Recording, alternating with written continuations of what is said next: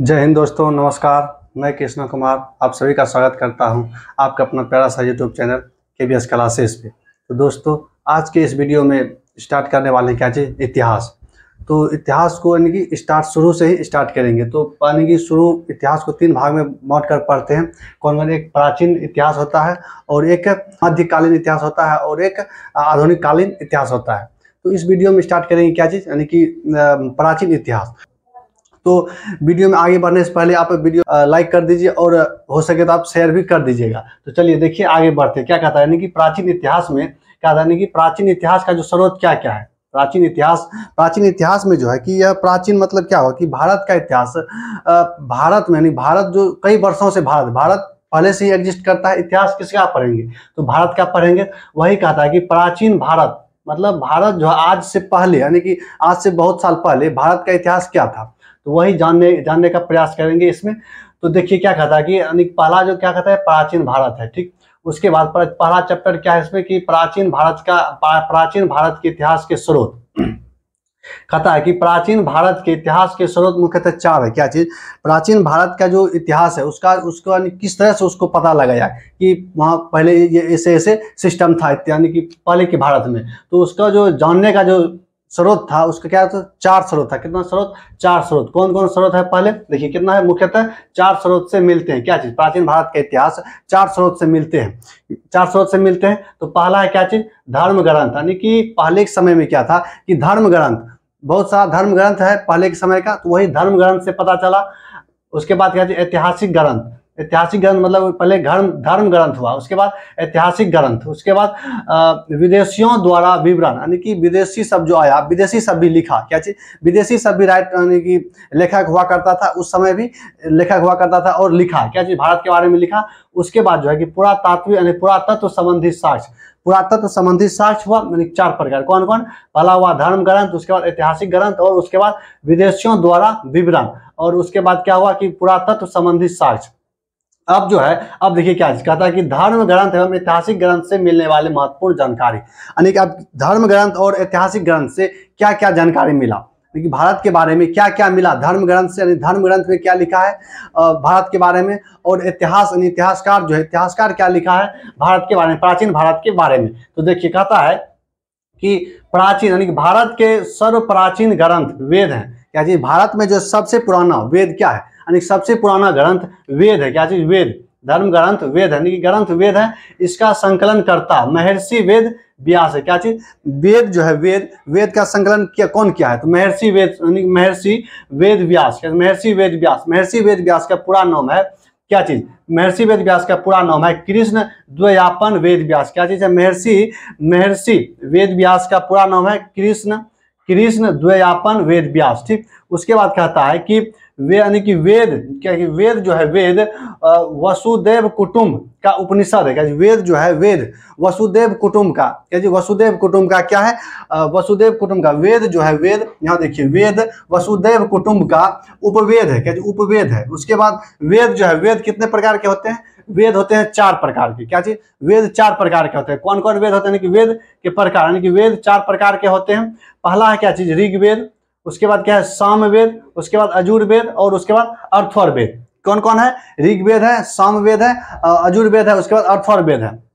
अब देखिए क्या चीज, ऋग्वेद देखिए, क्या चीज, वेद क्या प्रकार के, वेद 4 प्रकार के होते हैं, यानी कि 4 प्रकार के होते हैं। पहला ऋग्वेद, सामवेद, अजुर्वेद और अथर्ववेद। अब देखेंगे क्या चीज, अब यानी कि बारी बारी से देखेंगे क्या चीज, अजुर्वेद यानी कि क्या चीज, ऋग्वेद क्या होता है, सामवेद क्या होता है, सामवेद में क्या क्या सब मिला है, उसके बाद अजुर्वेद में भी क्या क्या मिला, उसके बाद देखेंगे अथर्ववेद। तो देखिए तब क्या चीज, अजुर्वेद देखिए क्या है, यानी कि ऋग्वेद, अजुर्वेद नहीं ऋग्वेद। ऋग्वेद में कहता है कि यह क्या चीज, ऋग्वेद देखिए, ऋग्वेद कहता है कि ऋचि यानी कि ऋचियाओं क्रमबद्ध ज्ञान के संग्रह में, यानी कि संग्रह, ज्ञान के संग्रह को, क्या चीज, संग्रह को क्या चीज कहते हैं, यानी कहता है कि ऋचियाओं के क्रमबद्ध ज्ञान के संग्रह को, क्या संग्रह को क्या कहते हैं, ऋग्वेद कहते हैं। क्या चीज, ऋग्वेद कहते हैं, संग्रह को ऋग्वेद कहते हैं। किसको, यह ऋचि यानी कि ऋचाओं जैसे, ऋचाओं यह जो है, ऋचियाओं यह, इसमें जो है कि समझिए क्या, इसका श्लोक है। क्या जी, श्लोक,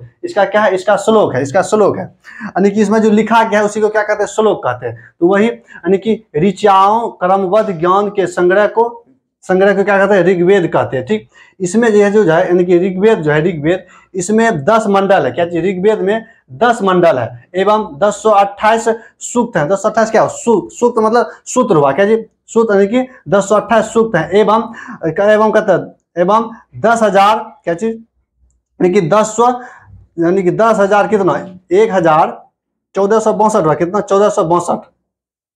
ये देखिए कितना है, इसमें जो है कि सूक्त यानी कि 1028 सूक्त एवं कितना, एवं जो है 10,462 ऋचियाएँ। क्या चीज, ऋचियाएँ है। क्या चीज, 10,462 ऋचियाएँ हैं। उसके बाद देखिए कहता है कि इसमें यानी कि ऋग्वेद में क्या चीज, ऋग्वेद में ऋचियाओं को पढ़ने वाले को क्या कहते हैं, होत्री कहते हैं। इसमें जो लिखा है क्या, ऋग्वेद में जो मंत्र लिखा है क्या, मंत्र या ऋचिकाओं यानी कि ऋचियाओं जो लिखा है उसको पढ़ने वाले को क्या कहते हैं, होत्री कहते हैं। क्या, होत्री कहा जाता है।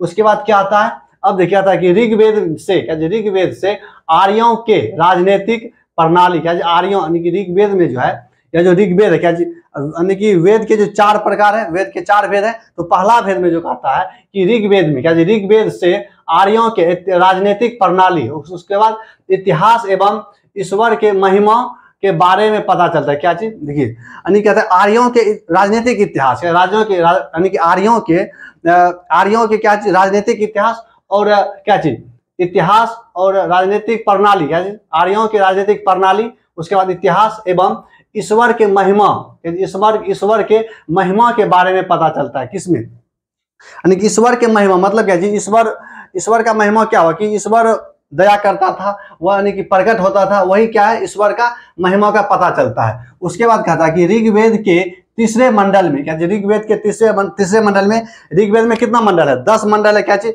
10 मंडल है, 10 मंडल, तो 10 मंडल है। तो ऋग्वेद के तीसरे मंडल में सूर्य देवता क्या, सूर्य देवता सावित्री के समर्पित गायत्री मंत्र है। क्या जी, गायत्री मंत्र, सूर्य देवता सावित्री के समर्पित है। क्या जी, गायत्री मंत्र किस मंडल में, तीसरे मंडल में।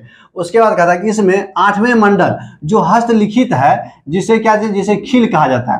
यानी कि ऋग्वेद का जो 8वां मंडल है, क्या जी, ऋग्वेद का 8वां मंडल, उसको किससे, हाथ से लिखा गया। क्या जी, हाथ से लिखा गया है, तो उसको क्या कहते हैं, हाथ से लिखा गया उसको कहते हैं खील। क्या, जिसे खील कहा जाता है। उसके बाद ऋग्वेद में क्या जी, ऋग्वेद में इंद्र के लिए 250, अग्नि के लिए कितना, 200, और क्या जी, इंद्र के यानी कि अग्नि के लिए 250 और अग्नि के लिए कितना, 200 ऋचियाओं की रचना की गई है। यानी कि ऋग्वेद में इंद्र के लिए 250 और अग्नि के लिए 200 की व्यवस्था क्या चीज, ऋचियाओं की रचना की गई है। उसके बाद देखिए क्या कहता है, कहता है कि प्राचीन इतिहास में क्या, प्राचीन इतिहास के साधन के रूप में वैदिक साहित्य में ऋग्वेद, वैदिक साहित्य में ऋग्वेद बाद में यानी कि बाद शतपथ ब्राह्मण का स्थान। यानी कि कहता है कि प्राचीन इतिहास के साधन के रूप में सबसे पहले क्या चीज, ऋग्वेद है। यानी कि वैदिक साहित्य में ऋग्वेद है और बाद में क्या चीज, बाद में शतपथ ब्राह्मण, यानी बाद में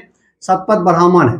पहले किसको रखा गया है, पहले रखा गया वैदिक साहित्य में ऋग्वेद को, और बाद में शतपथ ब्राह्मण को। क्या चीज, शतपथ ब्राह्मण को बाद में स्थान मिला है। उसके बाद आया क्या, अजुर्वेद। क्या चीज, अजुर्वेद, यानी कि ऋग्वेद में इतना ही बात है। क्या, ऋग्वेद में इतना ही बात है। ऋग्वेद में देखिए यह सब ऋग्वेद का जो इतना पॉइंट है, यह आपको याद रखना। क्या चीज, आपको याद रखना। उसके बाद आता है क्या चीज, अजुर्वेद। अजुर्वेद में कहता है क्या चीज, सस्वर पाठ के लिए, क्या चीज, सस्वर पाठ के लिए मंत्रों तथा बलि के समय अनुपालन के लिए। यानी कहता है कि अजुर्वेद में जो है कि यज्ञ तथा क्या चीज, मंत्रों, यज्ञ और बलिदान, क्या चीज, बलिदान के समय क्या नियम, किस तरह से बलिदान दिया जाएगा, उसका संकलन किस में है, यानी कि अजुर्वेद में। क्या, अजुर्वेद में है। उसके बाद कहते हैं नियमों का संकलन अजुर्वेद कहलाता है। ठीक, कहता है कि स्वर पाठ मतलब यज्ञ जो होता है उसके लिए मंत्र तथा बलि के समय अनुपालन के लिए नियम, बलि के समय किस तरह से बलि दिया जाएगा,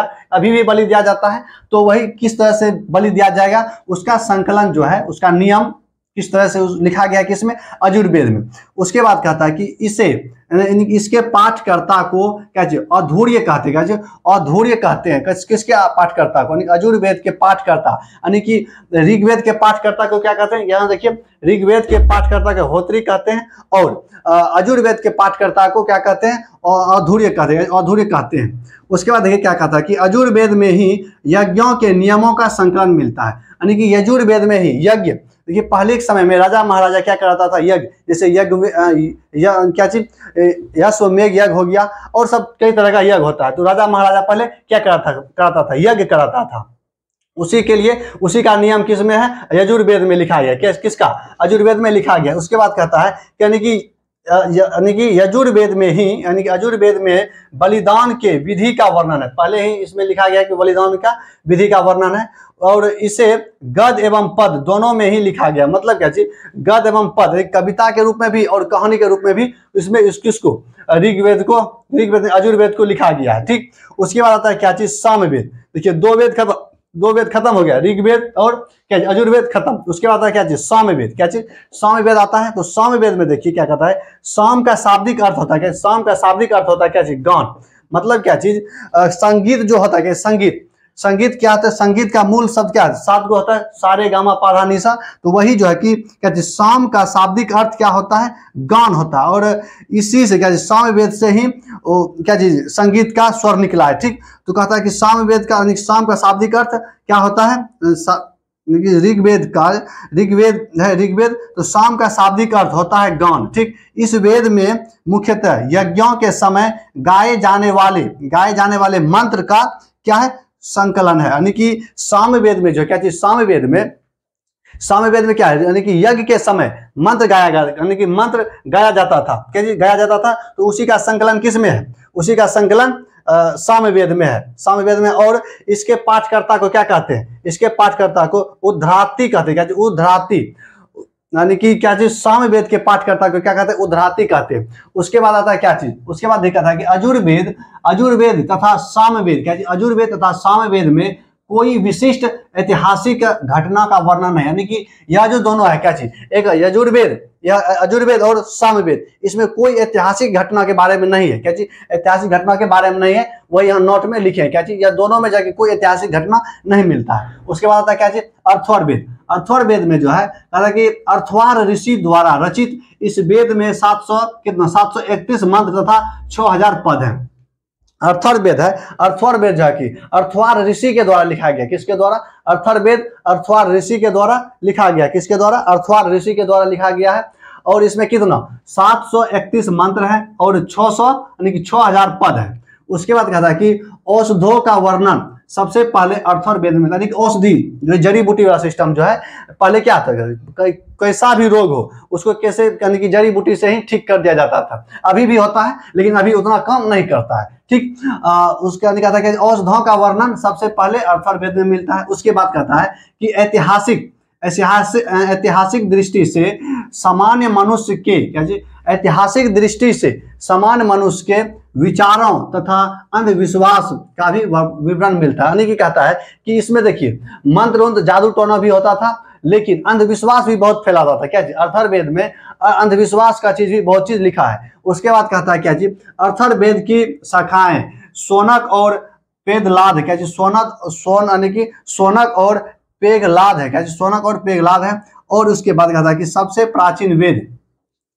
प्राचीन वेद क्या है, ऋग्वेद है, तथा सबसे बाद का वेद क्या है, अर्थवर्वेद है। सबसे बाद का वेद क्या है, अर्थवर्वेद है। तो इस वीडियो में क्या चीज, यानी कि प्राचीन भारत का जो है कि वेद, चारों वेद के बारे में बढ़िया से पढ़ लिया। क्या चारों वेद के, यानी कि इतिहास का प्राचीन भारत जो है, क्या प्राचीन भारत के जानने का, प्राचीन भारत के बारे में जानने का मुख्यतः कितना, 4 स्रोत था। 4 स्रोत कौन कौन था, धर्म ग्रंथ, ऐतिहासिक ग्रंथ और विदेशों के द्वारा विवरण और पुरातात्विक शास्त्र। इसमें से जो है कि 2 गो क्या चीज, धर्म ग्रंथ और ऐतिहासिक ग्रंथ को देख लिए हैं। अब अगले वीडियो में देखेंगे क्या चीज, कि विदेशी द्वारा विवरण और पुरातात्विक संबंध का साक्ष्य। इस वीडियो में इतना ही। जय हिंद, जय भारत।